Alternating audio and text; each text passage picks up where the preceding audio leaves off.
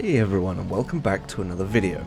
Today I'm going to go over my top tips for being a better true vision tanker.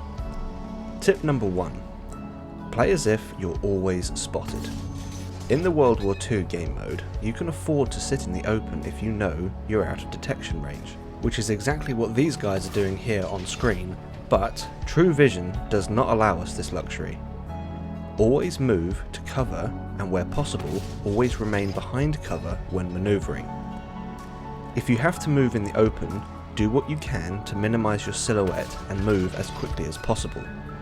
With the addition of smoke to the Cold War game mode, you can use it to cover yourself should your next move to cover be over a wide area.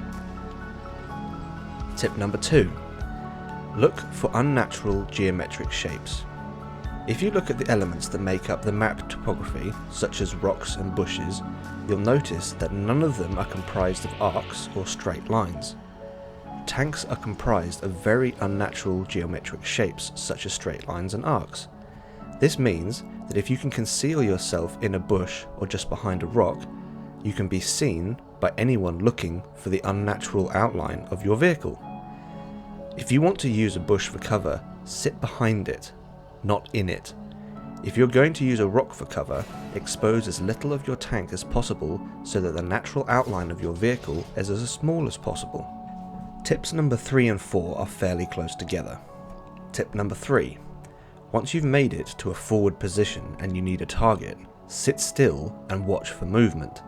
The easiest target to spot is the one that moves first. And tip number 4. Avoid moving if you can. If you are searching for a target, lock your turret and use the free camera to look around. If you rotate your turret while looking around, you're more likely to be spotted because an element of your vehicle is moving. And finally, tip number 5. Use the hit indicator to find the enemy. This is only necessary if you've been hit and the enemy is outside of your spotting range. If you align the hit indicator so that the arrow is pointing vertically upward and the enemy doesn't relocate after firing, you can then look up and down to locate their fire position and return fire. That's about all I've got for this one, folks. If you have any extra tips that you'd like to pass on to others, leave them in the comments section below. And as always, I hope you're all still keeping safe, and I will see you out there.